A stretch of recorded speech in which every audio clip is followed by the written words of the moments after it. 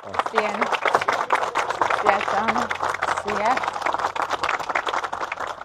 Si janë? A janë mirë? Si janë? Si të kam? Si janë? Si janë? Përshëndetje të gjithëve.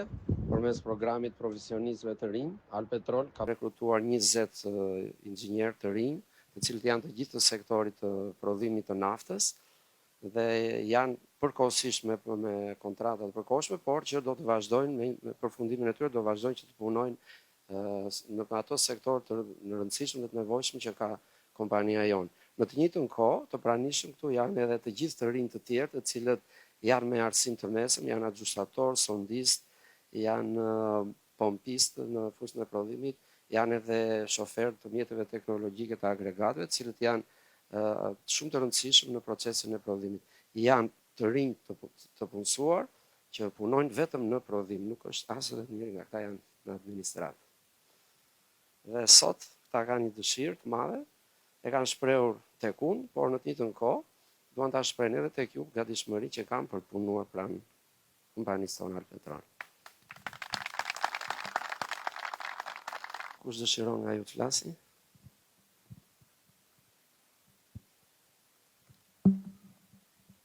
Përshëndetje, unë jam Erisa Galliu, kam mbaruar studimet bachelor dhe master në inxhinierin e naftës dhe gazit. Jemi pozicionuar pranë Alpetrolit, fal programit të punësimit të profesionistëve të rinj, dhe për këtë mundësi falenderoj Ministrinë e Infrastrukturës dhe Energjetikës. Kjo ishte një mundësi shumë e mirë për të qëndruar edhe në vendlindje, edhe në vendin tonë, po edhe për të rritur profesionalisht. Kemi dhënë kontributin ton në këtë industri dhe jemi shumë të lumtur që të vazhdojmë dhe ta japim. Shumë faleminderit.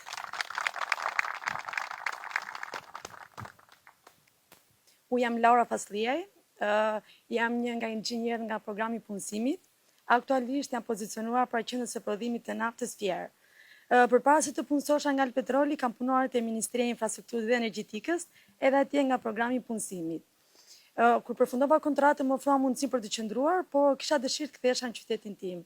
Meqense këtu në qytetin e Fierit unë kam krijuar edhe familjen time dhe Alpetroli është një mundësi shumë e mirë për të vazhduar, kam shumë dëshirë që të vazhdojmë edhe pas përfundimit të kontratës. Dua të falenderoj pafund ju posaçërisht që keni ardhur, më jenë dhe Alpetroli për mundësinë që na shofruar.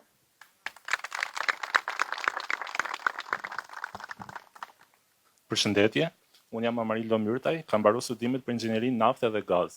Menjëherë pas mbarimit të studimeve, pash njoftimin për konkursin e hapur nga kompania Alpetrol, ishte një mundësi shumë e mirë për mua sepse si një student i sapo mbarova studimet, punësojsha në një kompani të tillë, të rrisha nga ana profesionale dhe të kthehesha në qytetin tim pranë prindërve. Mora pjesë, konkurova, fatmirësisht u shpalla fitues, u pozicionova pranë qendrës së prodhimit Fier. Ka qenë një eksperiencë shumë e bukur, shumë e mirë, kemi mësuar shumë, kam kaluar shumë mirë dhe jam i gatshëm që këtë eksperiencë të vazhdoj më tej. Shumë faleminderit.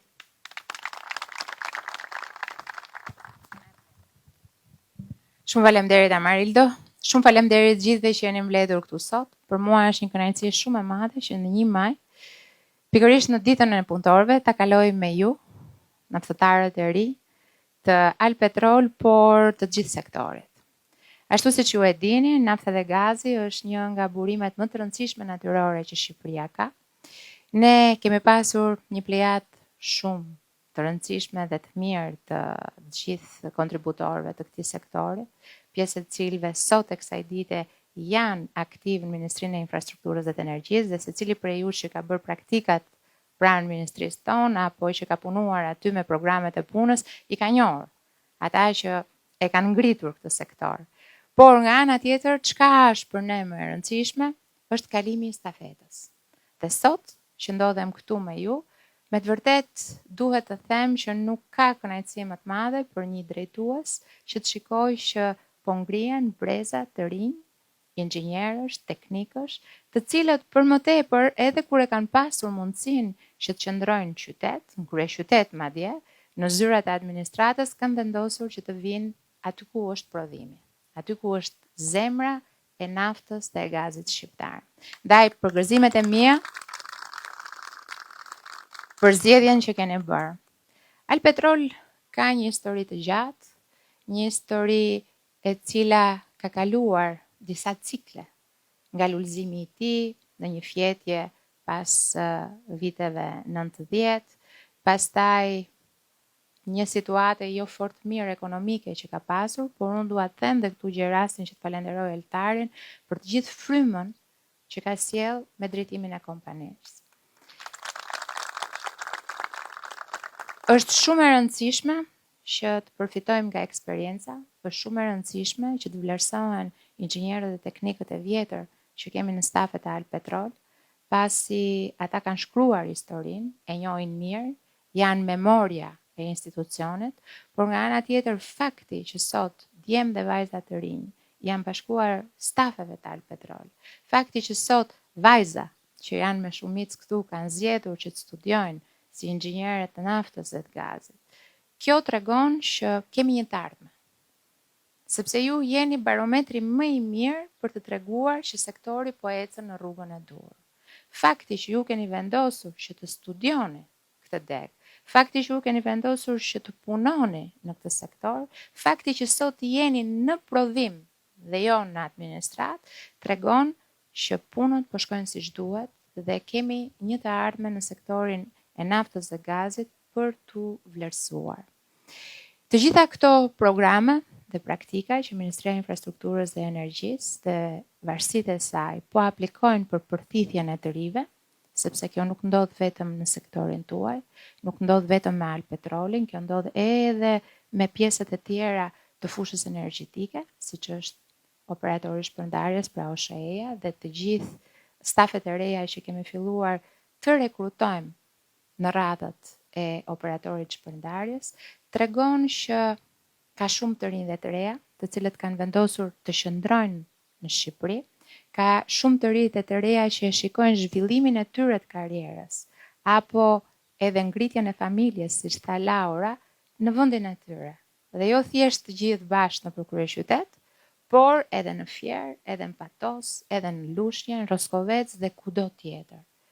Kështu që këto lajmet sot janë të gjitha lajme të mira. Unë dua që ju të dini që Ministria e Infrastrukturës dhe Energjisë ka plane ambicioze për të ardhmen. Ka plane të cilat ne i kemi shfaqur, që janë plane të mirë studiuara tashmë, pasi ne nuk hedhim asnjë hap në rast se nuk kemi studime të mirëfillta mbi të cilat bazojmë të gjitha kollonat e zhvillimit të sektorëve, qofshin këto të energjisë apo të infrastrukturës. Kemi plane që brenda 4 vjeçarit të ardhshëm, sektori ku ju sot kontribuoni, pra nafta dhe gazi, të kthehet në një nga kontributorët më të rëndësishëm të ekonomisë shqiptare, sepse sot ne i kemi të gjitha të dhënat për sa i përket depozitave të rëndësishme që vendi ynë mban në nën tokën e tij.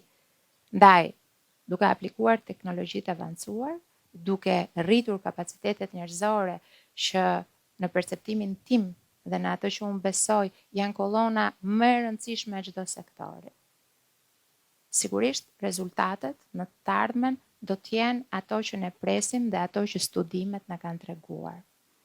Do të thoja që ju duhet luani një rol të rëndësishëm me kolegët tuaj, me miqtë dhe shokët që keni, për t'i treguar dhe për të përhapur fjalën se si është karriera juaj sot.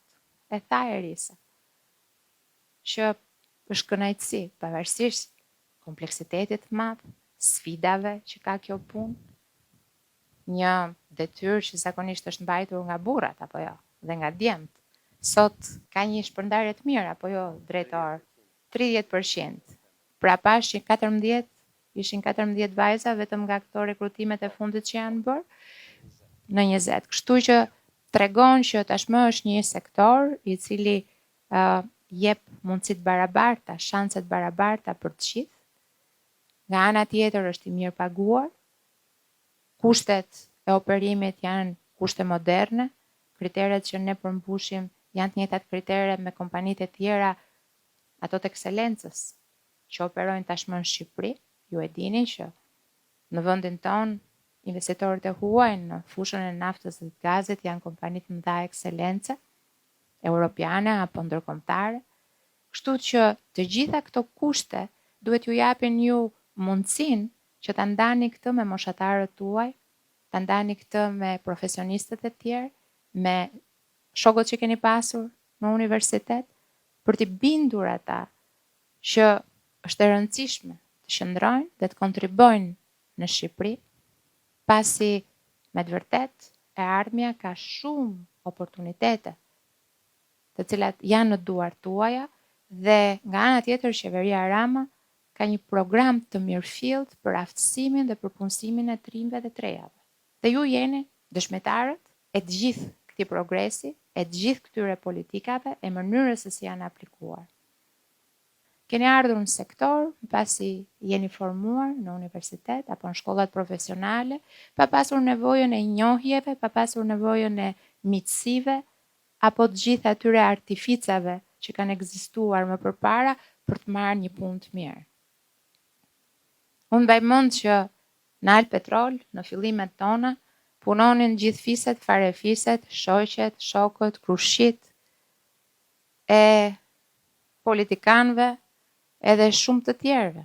Ndërkohë që sot ja ku jeni ju, pa asnjë lidhje farefisnore apo miqësore, thjesht me meritokraci, me punën tuaj, me kontributin që jepni, gjë që në të vërtet duhet thënë. Duhet thënë sepse shpeshherë më ndodh që takoj vajza dhe djem shumë të aftë, të cilët kanë dëshirë të punojnë në Shqipëri, po thonë s'njohim kënd, ndaj s'kemë marrë mundimin të afrohemi. Nuk ka nevojë të njihni asnjë. Nuk ka nevojë të njihni asnjë, thjesht duhet konkuroni si kanë konkuruar këto djem dhe këto vajza për të bërë pjesë e ndërmarrjeve të rëndësishme në sektorin energjetik apo në sektorët e tjerë. Nuk ka nevojë të keni miq e kushërinj, sepse sot ka instrumenta për të treguar aftësinë tuaj, për të punësuar dhe për të qëndruar të punësuar në saj të kontributit dhe të aftësisë tuaj. Sot është dita e punëtorëve, 1 maj 2025, një ditë e bukur në të gjitha parametrat, qofshin këto të motit edhe qofshin këto të këtij kuvendit vogël me njëri tjetrin. Unë do thoja që kështu do kisha dëshirë unë që ta shikoja gjithmonë këtë sektor të rëndësishëm, sektorin energjetik shqiptar, që Zoti i ka falur Shqipërisë si ujin, si diellin për këto parqet e reja fotovoltaike që ndërtojmë, si nën tokën plot me burime natyrore, qofshin këto minerare apo naftë dhe gaz, po mbi të gjitha i ka falur edhe njerëzit punëtor, njerëzit e zgjuar, dhe që nuk ka sfidë që i gjujnë zanë. Dhe është kënaqësi shumë e madhe që unë në 1 maj ta ndaj këtë ditë me djem dhe vajzat e sektorit të naftës dhe gazit.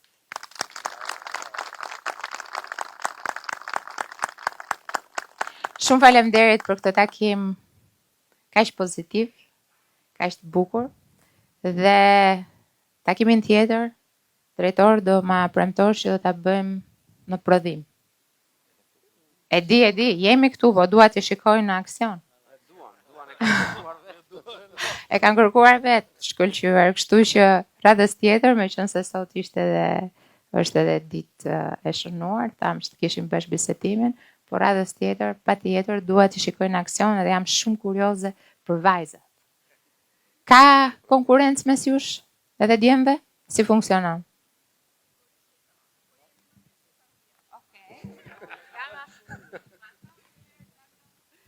Përshëndetje, faleminderit që jeni këtu. Dhe sigurisht që ka konkurrencë, sepse ju e dini që industria e naftës nuk preferohet shumë nga gocat dhe ka më shumë djem pranishëm, por duke parë rezultatet që shumë nga konkurrentët që fituan ishin vajza, dalim për fundimin që vërtet që kemi më të afta për Në çdo rast, unë e them këtë dhe përsëris që në Shqipëri, sidomos në dekadën e fundit. Patjetër është folur gjithmonë për barazinë gjinore, për mundësinë që duhet të kenë gratë dhe vajzat, por unë besoj që nuk ka një vend të rajonit apo edhe vende të tjera në zhvillim që të ketë më shumë angazhim të grave dhe të vajzave në çdo sektor, edhe ata sektorë që kanë qenë gjithmonë të dominuar nga burrat, siç është pra sektori energjetik, si energjia elektrike, si nafta, si gazi, si sektori minerar, kanë qenë gjithmonë të dominuar nga burrat. Ndërkohë shikoni çka ndodhur në këtë 10 vjeçar. Ja ku jeni ju këtu. Patjetër që ju kanë dhënë përparësi dhe ju kanë ulur në rresht parë, po unë shikoj që kemi vajza edhe në rreshtat e tjerë dhe numri këtu unë besoj që është pothuajse i ndarë gjysmë për gjysmë. Siç tha Eltari, ka ruajtur 30% e kuotave, ashtu siç jemi dhe në parlamentin shqiptar, por është çështje aftësie. Ne kur garojmë, nuk garojmë më jemi burra apo jemi gra. Pra një profesionist i mirë është një profesionist i mirë. Nga momenti që ju merrni përsipër që të futeni në këtë fushë të vështirë, të dominuar nga burrat dhe nga djemt, detyrimisht pastaj duhet bëni punën tuaj për të vlerësuar si profesionist më pas, jo si një grua e zonja. Sa jeni inxhinier. Inxhinier, si burrat, si gratë, kanë një rrugë të njëjtë, një rrugë që i jepet po e njëjta mundësi, kështu që tregoni veten tuaj, megjithatë unë ju motivoj të gjithëve, jo vetëm vajzat, që kjo është një mundësi artë që ju është dhënë, tani duhet vetëm punë dhe që të vjetrit t'ju pranojnë, duhet tregoni sigurisht me ta shumë të përullur, t'i merrni këshillat e tyre, se nganjëherë ndodh dhe ajo që mo që na thon këta tani, ka ndruar teknologjia, unë kam lexuar që është ndryshe, këta vazhdojnë me laps dhe me letër, nuk bëhet kështu e tjerë e tjerë. Vlerësojeni kontributin e tyre, përfitoni nga eksperiencat e tyre dhe ata kur ju shohin që jeni taft, unë jam shumë e sigurt që gjithë inxhinierët e vjetër dhe me eksperiencë duan që ta lënë diku stafetën. Ndaj gjeni atë prerjen e artë midis inxhinierëve me eksperiencë edhe gjaku të ri që sjell gjithë kjo armata juaj për të rritur ritmin e prodhimit, për të rritur ritmin e punës, por nga ana tjetër mbi baza të forta që ju ofron eksperjenca. Shumë faleminderit për sot. Shumë faleminderit, kënaqësi.